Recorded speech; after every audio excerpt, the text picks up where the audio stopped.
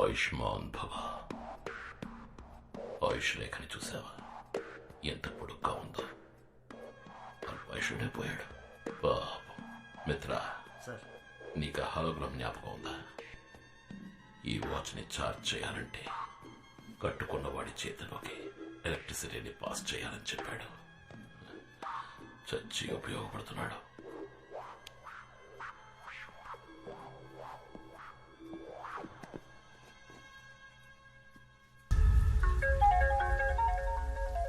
Sir, నిజంగా నేను ఇది నమ్మలేకపోతున్నాను సార్. ఇప్పటిదాకా నేను మీ పక్కనే ఉన్నా కదా, ఇప్పుడు చూస్తే నేను నా ఇంట్లో ఉన్నాను సార్.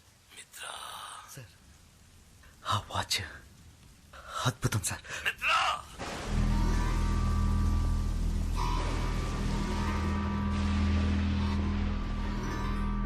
ఏమైంది సార్? వాడు గెలిచాడు.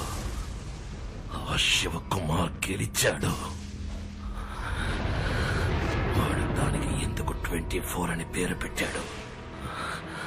అది కేవలం ఆ తారీఖులో ఉన్న 24 గంటల లోపు మాత్రమే తీసుకెళ్ళగలుగుతుంది. 26 ఏళ్ళు కనీసం నిన్నటికో రేపటికో కూడా మనల్ని తీసుకువెళ్ళలేదు. ఇప్పుడు ఏం చేద్దాం సార్? దీన్ని మార్చి సరి చెయ్యడానికి ఒక్కడే ఉన్నాడు. మణి, శివకుమార్ సుపుత్రుడు. వాడిని మనం చంపేశాం కదా సార్. ఇప్పుడే వాడి ఆయుష్ రేఖ బలం తెలుస్తుంది. తారీఖు చూడు, టైం చూడు. మనం అదే రోజుకి తిరిగి వచ్చాం. ఆగస్టు 15వ తారీఖు మళ్ళీ మొదలైంది. ఇంకా మనం వాడిని చంపలేదు. ఇంట్లో నిద్రపోతున్నాడు.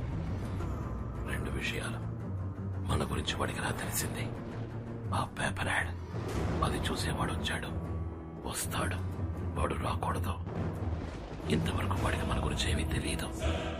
ఆ యాడ్ రేపు ఏ పేపర్లోనూ రాకూడదు. సరే సార్. ఇక 2వ విషయం, లేచేపటికి వాడి చేతికి వాచ్ ఉండాలి, లేదంటే అనుమానం వస్తుంది.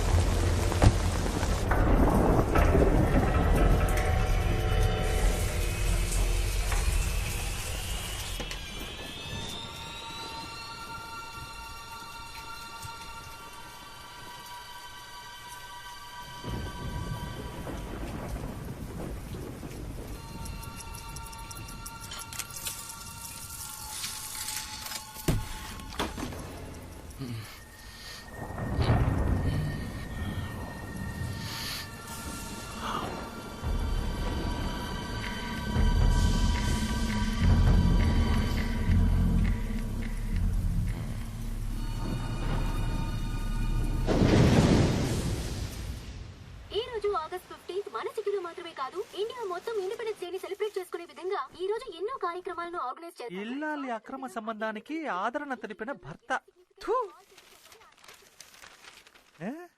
వీళ్ళలో ఎవరిని కొంటే ఎవరు ఫ్రీ? ఎవరైనా మనకు ఓకే.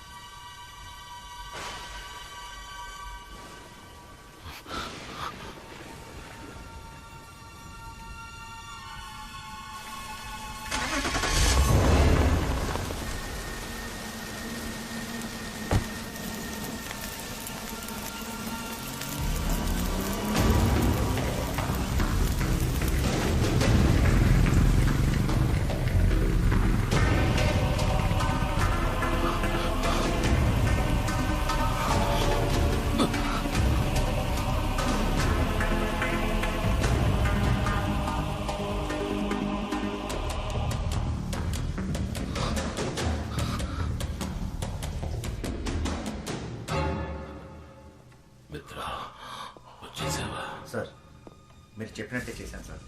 వాడు నిన్ను చూశాడా? లేదు సార్. వాడు నిన్ను చూస్తే ఇన్నేళ్లు మనం పడ్డ కష్టం వృధా అయిపోతుంది. ఖచ్చితంగా తను నన్ను చూడలేదు, కానీ నేను తన్ని చూశాను.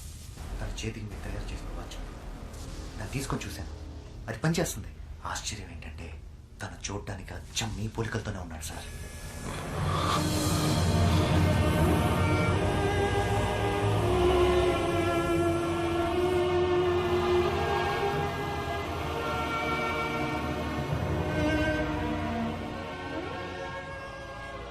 ప్రియా, మిత్ర చెప్పింది విన్నావా? మన బిడ్డ అచ్చం అలాగే ఉన్నట్ట. రూపంలో వాడు నన్ను పోలినా పర్వాలేదు, కానీ వాడి జీవితం నాలా ఉండకూడదు. అందుకే వాడు ఇక్కడే ఉంటున్నాడని తెలిసి కూడా వాడికి దూరంగా ఉంటున్నాను.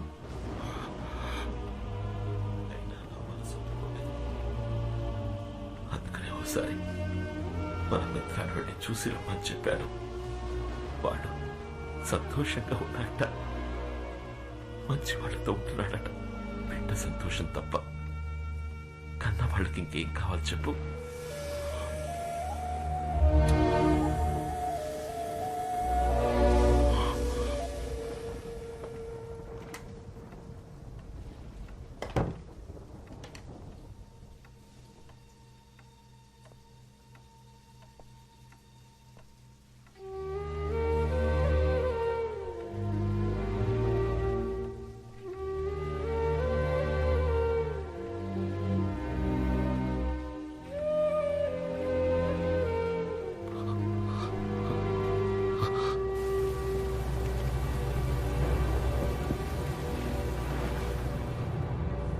అదేనా సార్, వాడు వాచ్ పెట్టుకునే చేతికి కాకుండా మార్చి పెడితే ఖచ్చితంగా నన్ను ఫాలో అవుతూ ఇక్కడికి వస్తాడని అంత కరెక్ట్గా చెప్పారు. వాడు శివకుమార్ కొడుకైతే నేను శివకుమార్ అన్నంరా. కానీ ఇంత పెద్ద పని వాడి వల్ల వీలవుతుందా? వాడి వల్ల మాత్రమే వీలవుతుంది. వాడి బాబుని చూడకుండా ఏ పని చేసేవాడో తెలియకుండా పెరిగాడు వాడు. అయినా వీడే పని చేస్తున్నాడో చూసావా? Watch mechanic. వాడిలో ఉన్నది శివకుమార్ రక్తం. ఖచ్చితంగా చేస్తాడు. వాడిని పిలిపించి చెయ్యమని అడిగినా, మనం బెదిరించినా మన కోసం చేస్తాడా? వెళతా. వాడి జీవితంలోకి వాడి బాబులా వెళతా. వాడి తల్లి గురించి చెప్పి తనని చూడాలన్న ఆతృతని పెంచుతా. ఆత్రేయ వాడి కుటుంబాన్ని దారుణంగా అంతం చేసిన కథ చెప్తా. అప్పుడు చేస్తాడు. ఫోటో ముందు కన్నీళ్లు కారుస్తూ నించున్నాడుగా, వాడికి జన్మనిచ్చిన తల్లి దానికోసం చేస్తాడు. వాడి బాబుననుకుంటున్న నన్ను నయం చేయడానికైనా చేస్తాడు. చేయించి చూపిస్తా. మిత్ర, ఆ వాచ్ని కట్టుకుని ఎవడైనా దాన్ని ఉపయోగించుకోవచ్చు, కానీ ఆ పని చేయకుండా నాకు అనుకూలంగా ఉపయోగించుకుంటా. చూసుకో.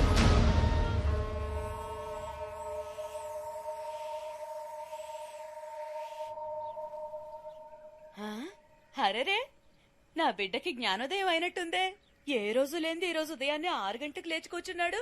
దిష్టి చుక్క పెట్టాలి, నా దిష్టి తగిలేలా ఉంది. రే, ఏమైందిరా మణి? ఏమైందిరా? కళ్ళలో నీళ్ళేంట్రా? ఏమైంది?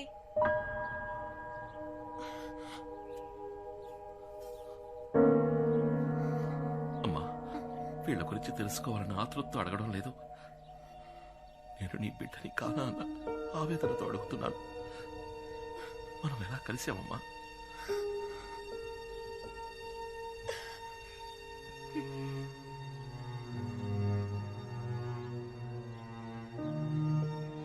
ఈయన మీ నాన్న.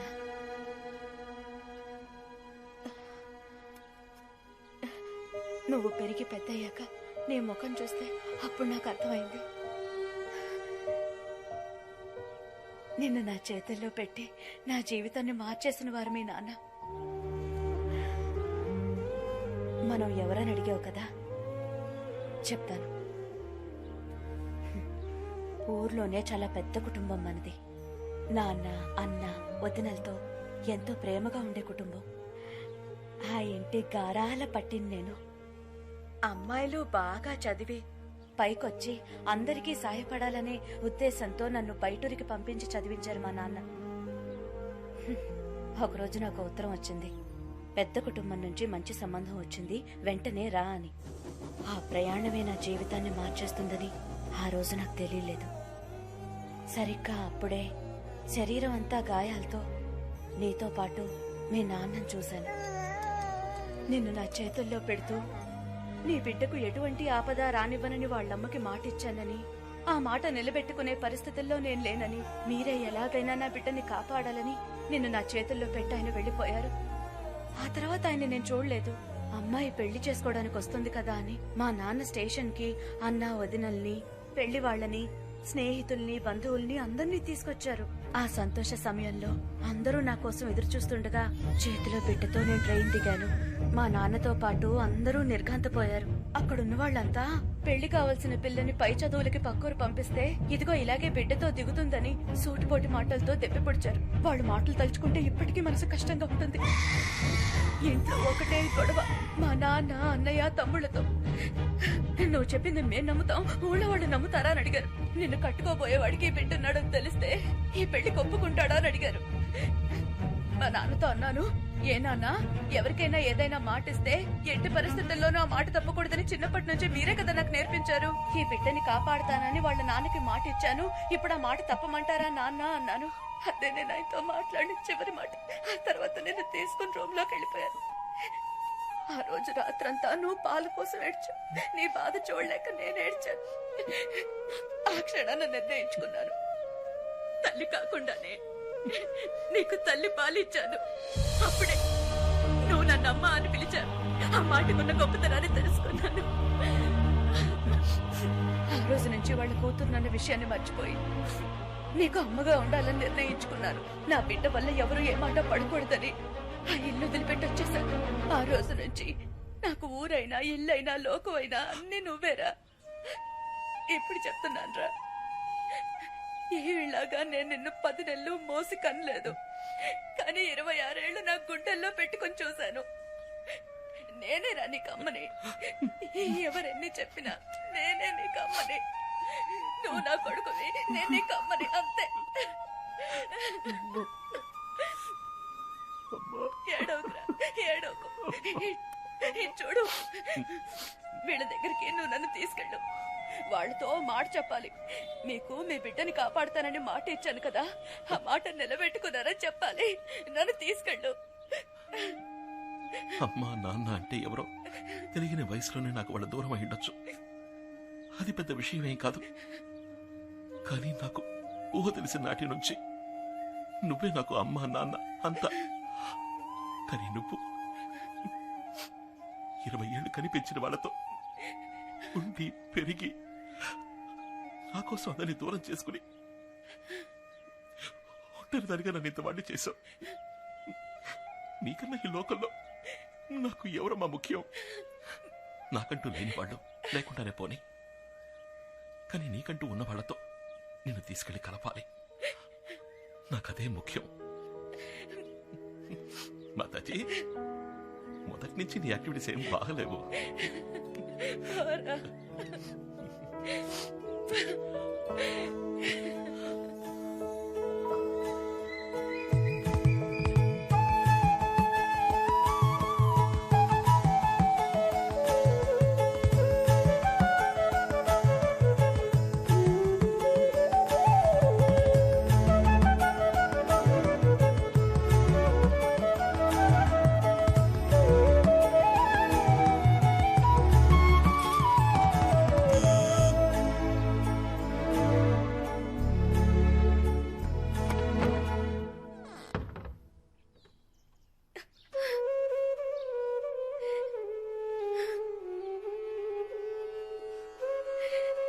వదినా,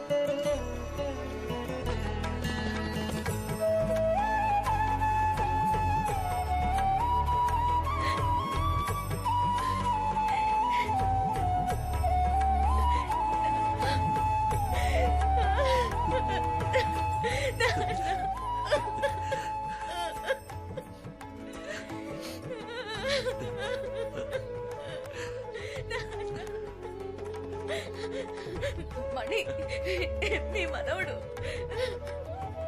రే రారా ఇలా. ఒకే రోజులో మీ అమ్మని తీసుకెళ్లిపోయావు. మళ్ళీ తనని తిరిగి తీసుకురావడానికి నీకెన్ని సంవత్సరాలు పట్టింది కదూ? రే ఏంట్రా అలా చూస్తూ ఉండిపోయావు? రా, రారా. నాన్నగారే మాట్లాడిందా నీకేంటి?